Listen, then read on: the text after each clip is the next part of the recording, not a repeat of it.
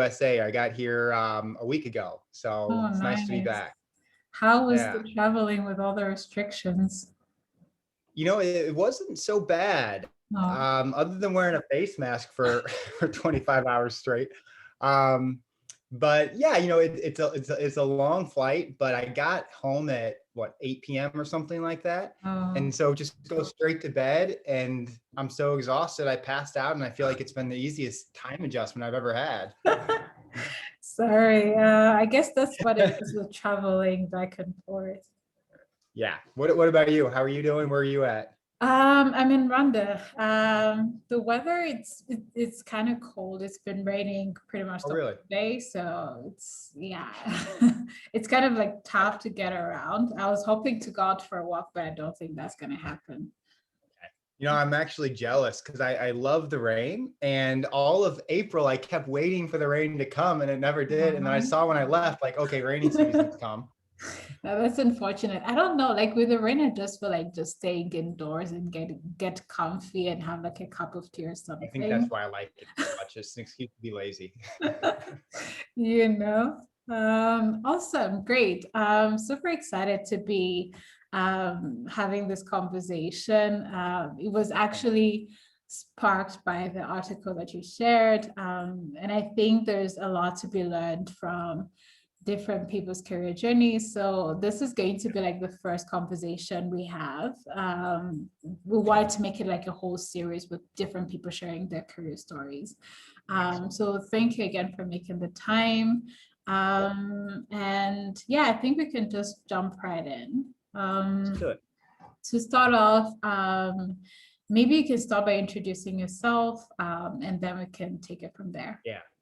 All right. So I am Tom Bussen. I am in the International Business and Trade Department. Been teaching year threes this year, organizational behavior and cross-cultural management.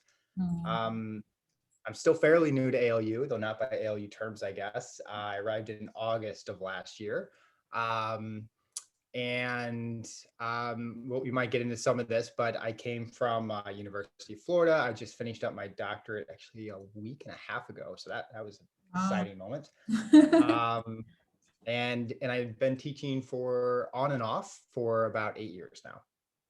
Awesome, awesome. Just out of curiosity, what got you into teaching? I think for me, it's a story I've heard from so many people, which is just right time, right place. So my mother is a teacher, but she taught middle school and high school level. She taught French and Spanish.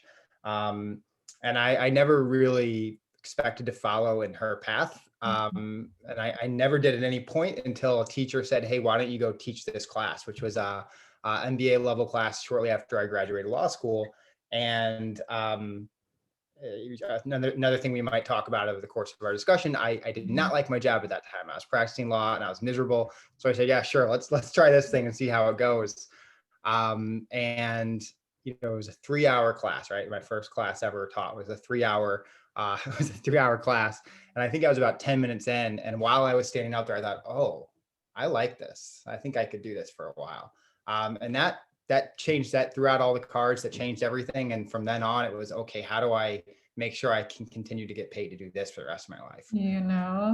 It's very interesting because I'm actually reading Range by David Oh Epstein. yeah. And I Yeah, I think love he that book. mentioned something around like match quality, which is like the ability like to find that one thing that actually fits into your personality and like the kind of value you want to bring to the table. And it's so exciting that you're more or less like around that space of like being in something that you're actually passionate about. And I think Um, that's why I'm so passionate about it, is I know I've gone from the hate level, really disliking the job, to really loving it. I know it's possible, so I don't want anyone to settle. That's crazy. If you could use one word to describe your career journey, what would it be? Non-linear, is that one word? Can we make that one word? Unconventional, nonlinear. Yeah. Why is it nonlinear? Um, So I think it's nonlinear in part because there's not a definitive career path for what I want to do. I want to pursue my interests. I want to explore different things in this world and in my professional life. And if there were, a single route to follow that, maybe I would have, but it just doesn't exist in the way it might for sorry, that's my dogs in the background. Yeah. Doesn't exist the way it might for an accountant or a lawyer who's sort of climbing the rungs of their firm or whatever it might be. So Yeah. I think that's why. I would also just say though, I think it's my personality to a certain extent. I feel like I enjoy sampling all the flavors of life. And that means you're going to kind of be doing different Yeah. things. I can definitely relate. I mean, I get that feeling of, like I just want to Yeah. try things out. I want to see what's out there. I want to see what's a good fit for me, and really try it out. And I think maybe for me, it's kind of like the certainty that comes with it. So, okay, I don't really have like a particular career that I want to follow. I want to try it out. First, do I have the time?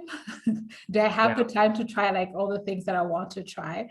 And I'm curious about how you approach or you've approached that uncertainty. Yeah, that's a good question. It's something I've talked with a few of my friends that have also been following some unconventional paths. And, the honest answer is I think it comes from a place of privilege. I think I'm privileged enough to have the home I'm in right now, that if everything goes belly up, I'm not on the streets, right? And that's a privilege, right? So that gives me some comfort to know that I've got that family as a bedrock of support. And then also my education, right? That I do have more degrees than I need for any one career path.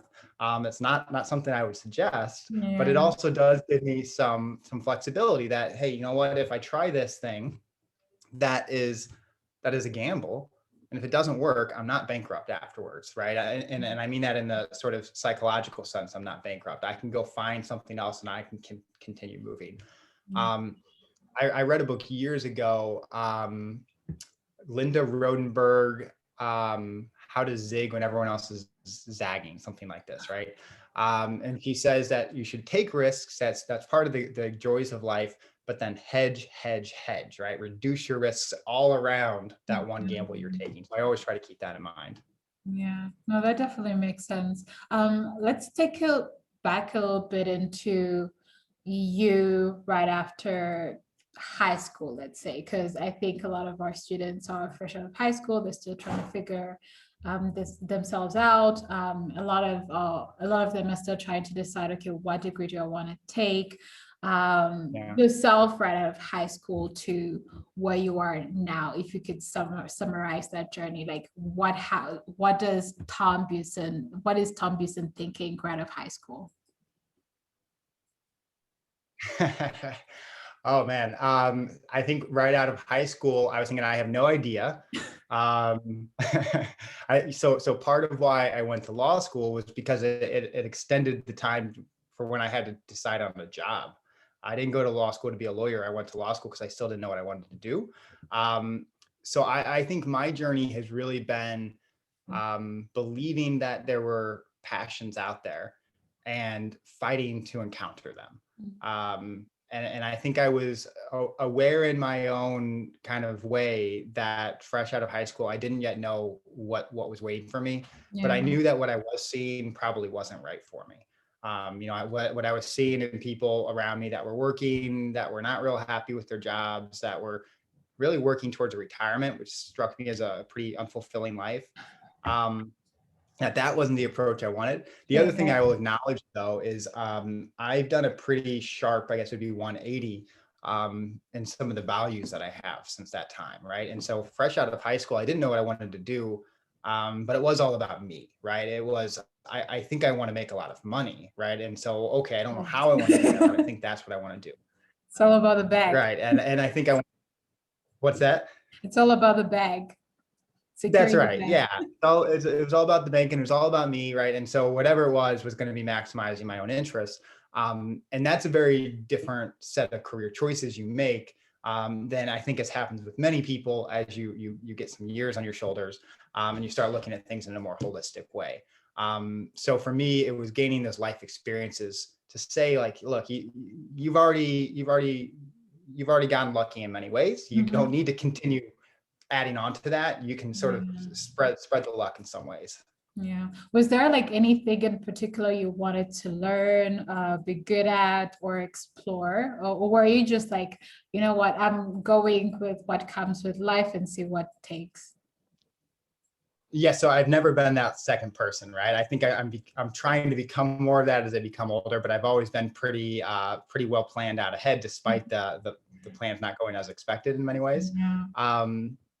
So adventure was it for me, right? I wanted to experience the world. That primarily meant traveling. I'd gotten a little taste of it as a child, with my parents taking me to some places, enough to realize, like, oh wow, there's a lot out there, and this is really cool. Yeah. And so I chose my university because I could study abroad. I could study in Spain, and that just began, a virtual obsession with continuing to see the world. And that's been great in and of itself. But I think that when you do that, you also there's a lot of ways to learn about the world, but that's a really good way, is to travel to different parts of it, and meet different people, and try those different things. Yeah, I definitely agree. I think there is value in seeing what's out there, see how other people think about the world, see what options are out, because whenever we're in our own bubble, we have limited choices. We have a very narrow view of like what we can possibly do with our careers. Right. You mentioned you've tried out. You were at a law school. Did you end up practicing law at all? I did, yeah. So, as I said, I went to law school with no intention to practice law. My career advisor actually told me in my second year, when I was halfway through it, that, maybe you should quit if you don't want to practice law. And I said, nah, I think I'm good. I think I'll continue. And when I graduated, I still didn't want to practice. I think I was even more confident of that. But I got a job offer, and I thought, all right, like, if I can practice law, if I can be a practicing lawyer, I should try this, and I should just confirm it is what I think it's going to be, right? That I really don't want to do it. I don't think law is a bad profession, but that job did confirm for me I did not want to practice law. Okay, for a variety of reasons. So yes, I practiced for 18 months, and then just got really lucky that I had made friends with academics, with professors. And throughout this whole time, I was talking to them and just kind of soaking in their lessons. And that was one of the ones that said, why don't you try teaching? Maybe you'll like that. Yeah, I would definitely love to like probe a little bit about like your interest in the academic field. I think it's one space that's like super fascinating, but at the same time, like hard to fit in. I don't know how to describe it, but there is a lot of like, it needs to come with like passion and like interest and like research to really get into that space, which I find super fascinating. But before digging deeper into that, one of the things that I'm reading about in Range is that element of timing, like knowing when to quit. And not quitting just because it's hard, because it's difficult, but like really thinking about what it means for you. I'd like to get a sense from your side, what sort of like a telltale for you that it's time to let go, that it's time to try something different? Yeah. So you might be familiar with Angela Duckworth. She wrote the book Grit, right? And it's all about perseverance. Yeah, I've read it twice. It's a great book. And she, in that book, kind of hints at this idea that, maybe too much grit isn't a good thing, right? But you can tell she's openly uncertain about that. Right. She's since done more research and has really come around to the idea that, there is such a thing as too much grit. And Adam Grant talks about it in the same book I sent you, by the way. And so that's what I felt with my own life. And that's what I found speaking with some other professionals in the last couple of years about their trajectories, is that it makes sense to quit when you know it's going in a direction that isn't right for you. It makes sense to persevere when it's really hard, but the end result does make sense for you, right? So that's what I try to think about: is why am I walking away from this, and to be okay, cutting loose at times. Yeah, sure. Maybe out of curiosity, have you at any point felt some level of pressure, maybe looking at your peers, looking at family, maybe the kind of like interest they might have had for you? Have you at any point felt like, oh, maybe I'm quitting way too early, or am I doing the right thing? Have you felt that kind of pressure?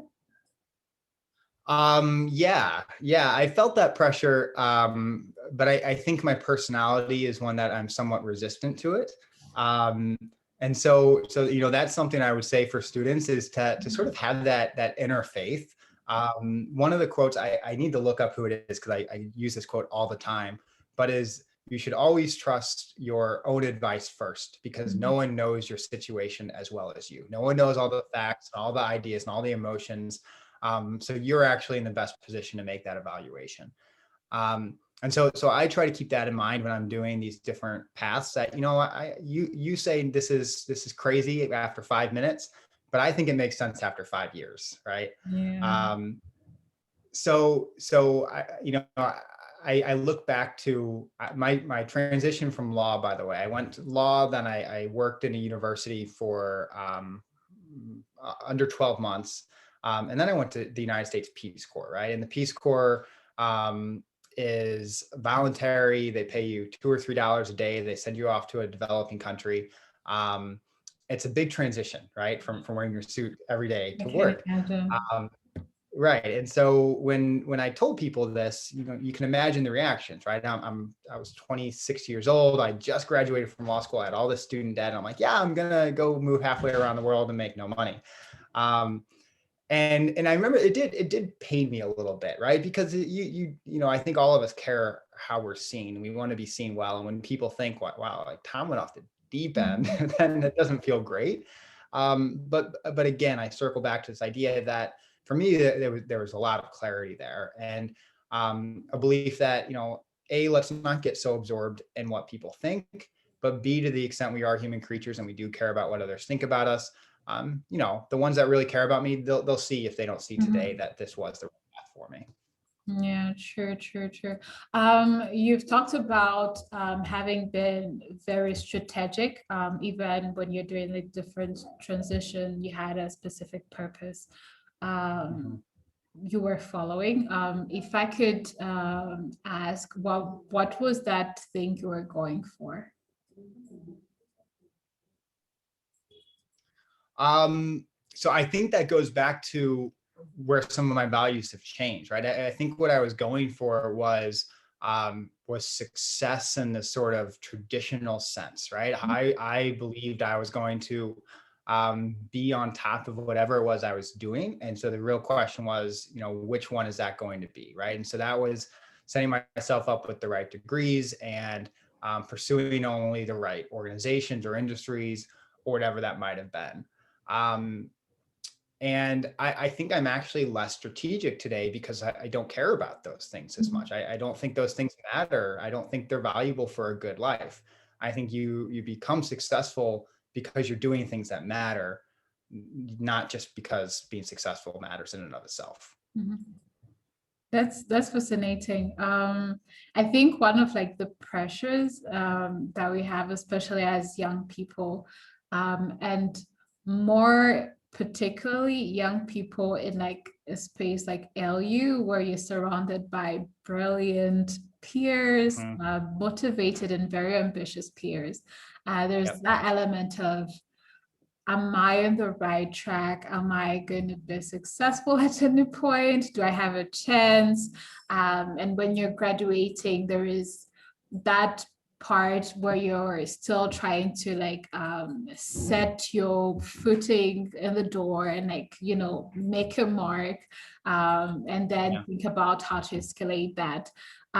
There is definitely that feeling of, you know, like what's the right version of success I should be going for. And I find it really helpful to think about different versions of success, right? Like there is one where you're on the top of your career and just going full force. There is one where you're pursuing something that's meaningful to you. And I think it can be hard to figure that part out, but I definitely agree that just being at the top of your career is not the only form of success you can achieve.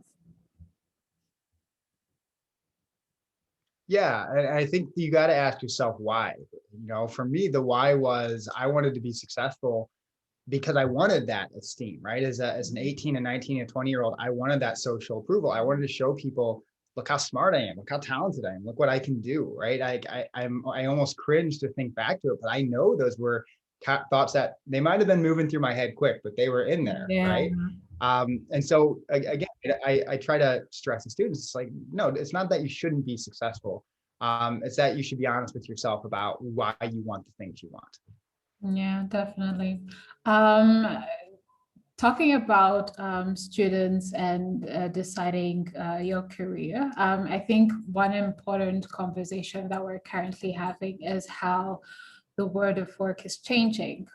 We've had the pandemic, and it definitely restricted a lot of opportunities. We had a lot of our students who weren't able to have internships. But at the same time, I believe it kind of opened up doors in terms of like thinking differently about the kind of opportunities we go for and like the kind of work we go for. I would love to have your take on how you see the current job market and how you think young people should particularly prepare for an uncertain job market. Patience. Yeah, I mean, you know, maybe that's just trying to share my own lessons, but I think one of the best bits of advice I got was in my 20s, right? And by this point, I was in my mid or late 20s, Mhm. and talking about going back to get my doctorate, right? And I Yeah. just finished it. I'm no longer in my 20s, right? And asking this person, like, you know, what do you think about this kind of career change? And he's like, and so sure, you're going to do it in your 30s, and then what? You're only going to have 30 more years to go do this job. Like that's still plenty of time. Yeah. So that's what I would say is, you know, if you find what you want to do right away, that's great. But if not, then know that you're sort of setting the foundation for whatever it is you're going to do a little bit later. Whatever you're going to do as one thing, right? And maybe you do a lot of different things, and that's okay too. So I know for me, you know, I didn't know I wanted to be a teacher until I stood in a classroom. I came across a lot of different careers that I think would have made me happy, right? I don't think there's just one path that would have worked. And I didn't know about any of those, right? You talked about being in this little bubble of where you're at. It just took me really seeing that this job exists, and I didn't know it existed because there's 10,000 different jobs out there. And so I think that's important for students to remember. It's like you need to get out there and just live your life and get those experiences and then learn about the things that you didn't know were out there. And by the way, the thing that you might end up doing and loving may not even have been invented yet. Yeah. Right. So be patient, you know, learn those soft skills, learn how to be a public speaker, learn how to write, learn how to interact with people, learn how to work when it's really hard, when you're tired, you know, get those soft skills and they'll apply to whatever you end up doing. Yeah, true. Are there any specific opportunities that you see with the different kind of trends going on right now that more young people should tap into? So I would fall back on a book recommendation, right? You can tell I like books as well. And since you're talking about it, I'm taking it as a leeway.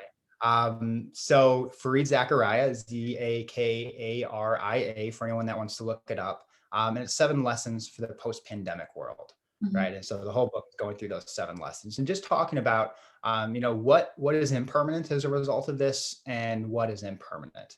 And I think that his ideas there, they're general. They're talking about some of these tech changes, some of the work from home changes. But I think when you have the general, you can apply them to your own specific situation and you can get some valuable insights. So I'd suggest starting there and see what you might come across. Yeah, definitely. Thank you for the recommendation. I'll definitely look it up and have students check it out as well. What about specific challenges? So we are in the potentially fourth industrial revolution. Yes, there is the technology going on, but we're also talking about how the African population is potentially one of the youngest, and Yeah. we need to be looking out for like different kind of opportunities to take advantage of that. Are they like unique challenges that you foresee for like our current young generation that they should be looking out when Yeah. thinking about their careers? So I do think the rapid change is a challenge, right? And it's been a challenge. This idea that your job may not have been invented yet also means your job might go obsolete. Um, I think that ALU students are about as well positioned as anyone to manage that disruption. But to be aware that that disruption is likely, right? So you talk about uncertainty. Um, you probably won't have just one career. And to be okay with that, to be okay saying, all right, I'm going to learn something new, to trust this in this interdisciplinary idea that even though the thing you were doing over there, you're not doing anymore, that's still going to help you in some ways in the new thing. Um, but also to be aware of the people that aren't able to make those adjustments as well, right? So honestly, like that's my bigger concern is I don't worry so much for ALU students. I think they're going to find their way by and large. I worry for the disruptions that we're seeing amongst those that can't handle it, right? The extreme rise in inequality that we're seeing as a result of COVID. Those things have consequences, right? Not simply even for the people, but they have consequences to governments, right? Governments become more unstable. Monetary policy becomes more unstable. Economies become more unstable. And this all in its own way sort of filters back to the professional level as well. So Yeah. I think that this disruption we've been seeing for the last couple of decades is going to be accelerated and making it more difficult for ALU students, but for everyone around them as well. Yeah, what I'm hearing is that uncertainty and potentially stability is to be expected, and to start kind of like cultivating the mindset to take it on, and also be proactive as part of the process. Absolutely. Yeah. Yeah, so talking about LU students, I'm curious, having been part of the LU community for a short amount of time, having just joined. And also, I believe you're a part of our mentor booth for the last career week. Yeah. Having interacted with students as a coach, as a faculty, and also outside perspective, what's your take on the career readiness of LU students as you've interacted with them so far? Yeah. So to me, one of the most important things to being ready for a career is just having the enthusiasm to get into it. To me, the difference between a successful young person and an unsuccessful young person is, do they want to be at work every day? Do they want to be doing what they're doing? Very few of us work well when we're not motivated.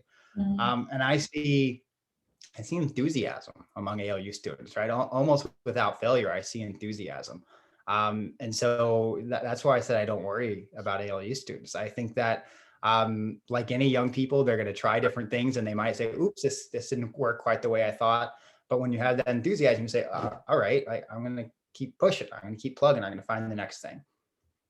Yeah, I hope they can hear that, because I think one of the things that they've grown to be really good at is resilience, and Yeah. really push through. And I hope they really take it even beyond LU, because I think that's where it's needed the most. Absolutely. Hopefully, Yeah. the enthusiasm. Well, and I would add too, you mentioned this environment of sort of hard chargers and how that can be this sort of pressure at times.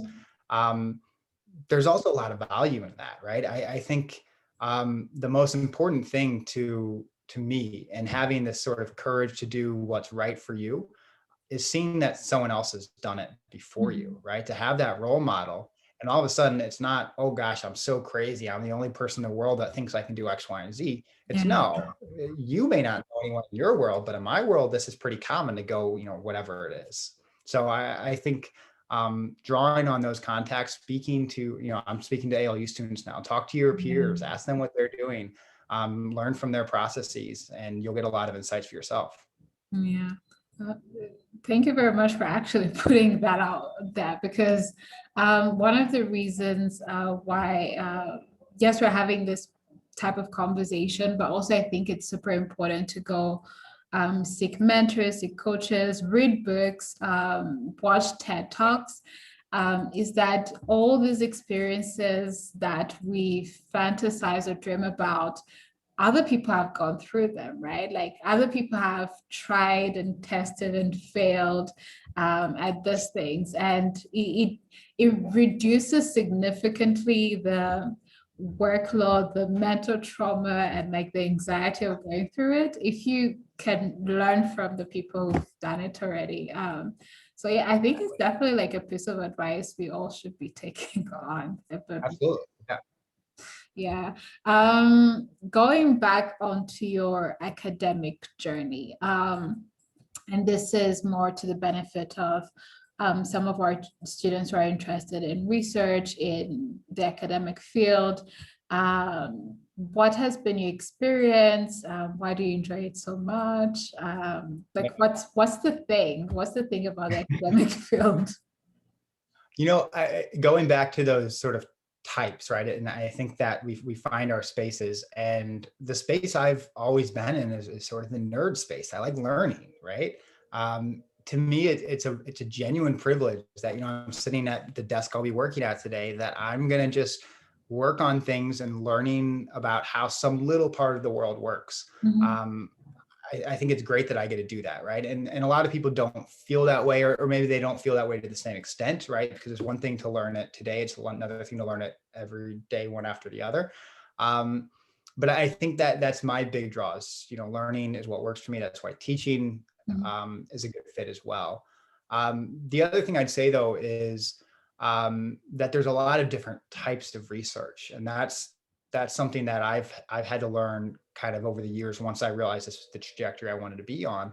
And I've continued to be sort of nonconformist in this approach as well. So what students that are interested in research will find is that there's a very narrow set of research that's rewarded within most of academic life. So I exclude ALU from this, but most of academic life says, we want you to do scholarly research, right? We want you to publish in a set of journals. And if you do these things, we'll give you tenure, we'll give you more money, we'll give you all the rest. Similar to law, I would say, yeah, that's great. That's really good for people. That's not really what I want to be spending most of my time doing.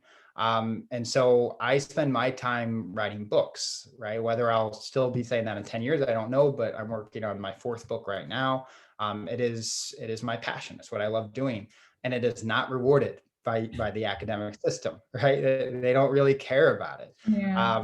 But I care about it, right? And so again, that goes back to, having enough comfort in my own life that I say, I don't need all your money, right? I'm okay with a modest salary. I have a basic standard of living. I don't have children. I've got a dog. Like, it's okay. I'll be fine. But that's the conscious decision I've made to sort of pursue my passions over the extrinsic rewards. And so I think the broader point is, if you get into research, just to be aware, there's a lot of different pathways. Explore those in the way you would anything else, right? So you might start now and you're saying, I've got 20 different career paths to explore. You might do a really good job and settle on 3 career paths. And now you're going to dig deeper into those. Finally choose on one, you're going to keep digging deeper into that, right? The world just gets deeper and deeper as you get more and more narrow. Sure, true that. There's, I would say, kind of like a stigma with like the teaching career itself. I'll put that in like an African context, because I'm not sure what that looks like in other cultures, but that feeling of, okay, yes, you're not really earning a lot, and then there isn't, it's not seen as like a fancy kind of job. You could take Yeah. like, there's a lot of work that goes into it. You have to like be fighting with young people who don't, half of the time don't give a crap about what you're saying. They just want to have grades and get it over with. Um, what do you see as the unique value, unique contribution that, aside from like the general, okay, we're raising the next generation of leaders or minds, or we're contributing knowledge to a particular field, what do you think is a unique contribution to help people look at teaching or being in the academic field differently? So one thing I would say, and I almost hesitate to say this, but I would say that there is a viable and prosperous career to be had in academia, right? So I think this is a misconception. And I remember a teacher saying this to my class when we were in undergraduate, saying he basically told us how much money he made. And I think our jaws all dropped because we didn't expect that to be the case with teachers, right? So you've heard enough for me to know that I don't think money should be your primary driver, but I'm realistic enough to know it is a motivation for almost everyone. And for some people, you might be saying, I need to make that money. I need to support family, whatever it is. So for any students out there that say, I think I could be a great researcher, I think I could be a good teacher, but I need to make money. Do be aware that if you excel in this field, there is a whole lot of money to be made, right? And if you're curious, a lot of that is publicly available information. You can look up some universities in the US and you can see exactly what these business school professors are making, right? That's the minor point. The major point, the reason that I think is more to your question, is that, not to be a nerd again, but there is a lot of research showing that we get most of our satisfaction from others, when we bring value to others, when we bring happiness to others, when we make connections with others. There's a lot of ways to do that. But the best that I know of in my own life with my own particular set of skills is through teaching. And so I think that that's an enormous privilege, is to be able to do something where if you do it right, you can have an impact on people's lives. So that's what I would say is, if you're self-interested, if you want to maximize your own well-being, then do it by helping others. Yeah, I find that a very interesting take, because mostly, I don't know, like it feels easier to just like look out for yourself, as you mentioned. And it seems like just the process is simpler, like, okay, what are the rules to get to the top, or what are the rules for me to get like the highest amount of in terms of like salary and stuff, what are the rules to get there, and then just let me follow through the rules. I think we don't often take like that time to sit and think, you know what, there is an element of adding value here, there's an element of making other people feel good, to help other people grow, learn something new, or even do something new with their lives, and then draw satisfaction from that. And I think maybe part of that comes with experience. Like the more you get involved with things that resonate with you, the more you can see like that value come up, and it's sort of going to be like a positive feedback loop happening. And yeah, I had another question, mostly around your future career plans. So what are exciting adventures you're looking forward to? I don't know. I think that is my weird path, is that, when I was young, I planned and my plans didn't come through. And now that I'm older, I'm not planning, so that I guess it'll all be a surprise. I think at this point where I'm at, I do have the lens of, sort of the values and the weights I'm applying to each of those, right? So the impact, the money, the location, all of those things. And I know the weights they hold for me in those decisions. And beyond that, I think there's a lot of different pathways that my career could follow, right? I mean, I could continue teaching, I could focus more on research, I could become more of a traditional researcher, I could get into admin. And eventually I'll have to leap in one of those directions, and maybe even sooner rather than later. But I always prefer to make a decision when I have specific rather than general options. And so to say in general terms, do I want to do this or do I want to do that? I don't know. It's too complex. And I know from my experiences, I'm not very good at making those analyses. But if I can look and say, look, I've got this particular thing, this is what I'm going to do from 8 to 5 or 9 to 5 versus this is what I'm going to do, that decision becomes a lot easier. Yeah. So I'll wait until I have those options in front of me. Looking for a surprise. It's kind of like counterintuitive, because one of the things that like employers to ask when you're having an interview is what do you plan to do in 5-10 years? And I'm like, I don't know, man. Like, I have no idea. I don't know what I want now. I mean, I can answer for the sake of this interview, but I have no idea. It's interesting to see taking that position of, you know what, I don't know, and it's perfectly okay. I'm open to learning as much as I can and giving as much as I can where I am right now. And when it comes, we'll take it.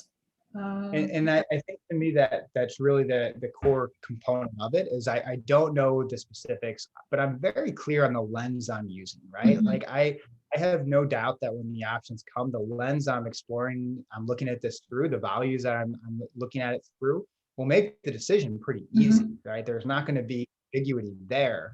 There's just ambiguity about which one comes out most clear through that lens. Yeah. So one of like your routing principle, the thing that kind of makes it easier for you to still navigate or run your career in sort of like this uncertainty space. I think you mentioned values, kind of like being clear what matters to you at that particular point in time.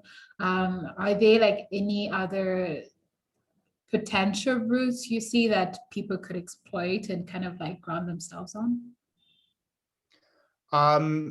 So I'm not sure if this totally answers your question, but I would say I think there's a variety of possible values, right? So I've got the values, I've got multiple values that I consider and that I weigh a little bit differently.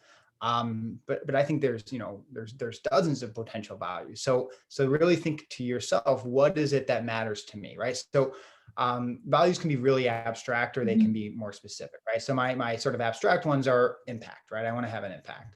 The more specific though are, I want to be in a place where I can work with focus. So I don't necessarily want a hectic environment or a workspace where I have to be there Monday through Friday. Maybe 2 days a week is enough for me. Yeah. I want to have flexibility. I want to be able to travel. That's always going to be important to me, right? So can I do my work remotely? Do I have some vacation days, right? Those are the more specific things I'm measuring in there. But it's going to be different for different people, right? Some people are going to say, I want to be in Nairobi, or I want to be in Kigali, right? Or I have X amount of money I've got to make, or I got to have a healthcare plan, right? The more of those things that you've thought about ahead of time, the easier it is to make that final decision, because there's so many jobs out there. I can look, right? And say, oh, does that one allow me to travel? No, X, cross it off, move on. There's others out there. Yeah, true.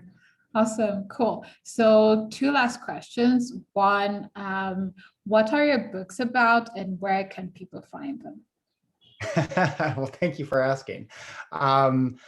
Let's see. So I have written a book on compliance management, so with an international focus. So if any students out there in business law, that one might be interesting for you. I've written a book that will be interesting for 0 people because it is for Central Asian public sector administrators, a very odd book. I most recently wrote Shaping the Global Leader. So students in my cross-cultural management class worked on that. They got a whole semester of having to deal with that. So that's cross-cultural management topics. And the one I'm working on now is still in the cultural realm. Won't say too much about it, but it is a critique of American culture and an analysis of other cultures that Americans might learn from.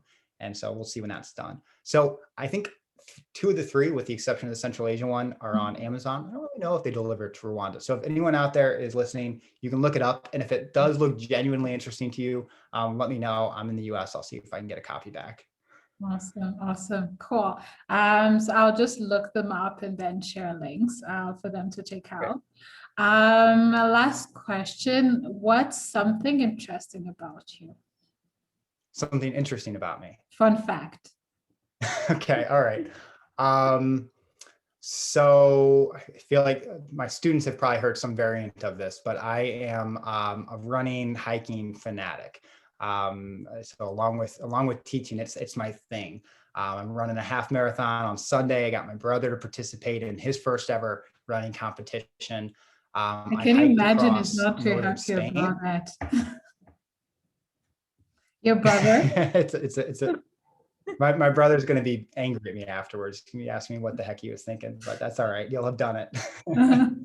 um, so I hiked across northern Spain. What was it, 2 years ago? So I did about a 800-kilometer hike, and I like that so Wow. much. I did it again in Colorado, same distance, last summer, and already looking for the next one. So that's my, maybe not fun fact. That's my weird fact.